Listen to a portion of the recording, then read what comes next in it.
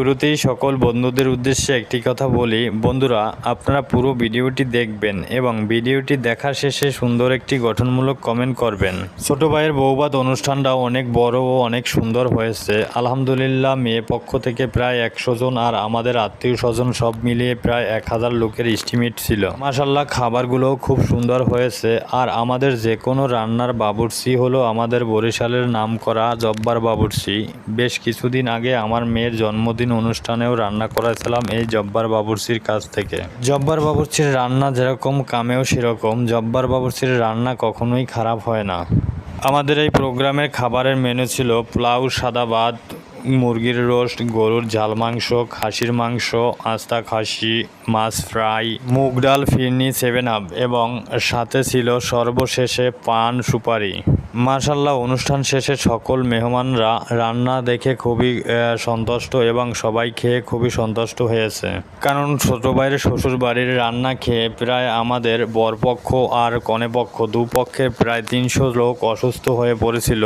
কে বা কারা পূর্ব শত্রুতার জের ধরে রান্নার ভিতরে বিষাক্ত কেমিক্যাল দিয়েছে, যে কারণে প্রায় আমাদের দুপক্ষের লোকের ভিতরে প্রায় 300 লোকই অসুস্থ হয়ে প্রায় হাসপাতালে ভর্তি হয়েছিল। তাই আমাদের বাড়ির রান্নাতে পূর্ব প্রস্তুতিতে আমরা অনেক সতর্ক ছিলাম এবং রান্নার আশপাশে কোনো বহিরাগত লোকজন আসতে দেই নাই। নিজেরাই ছিলাম এখানে সর্বক্ষণিক গার্ডের মতন।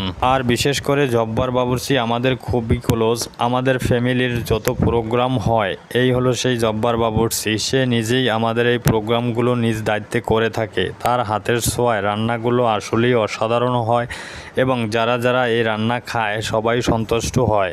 এবারে আমার ছোট ভাইয়ের বৌভাতের অনুষ্ঠানের রান্নাগুলোও খুব সুন্দর হয়েছে।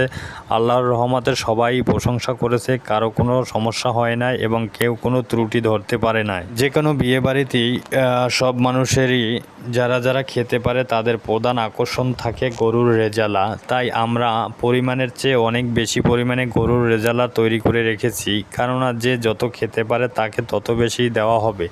আর আল্লাহর রহমতে আমাদের গরুর রেজালাটা হয়েছে সেরকম যে একবার খেয়েছে সে আরও একবার নিয়েছে। এতটাই স্বাদ, এতটাই মজা হয়েছে।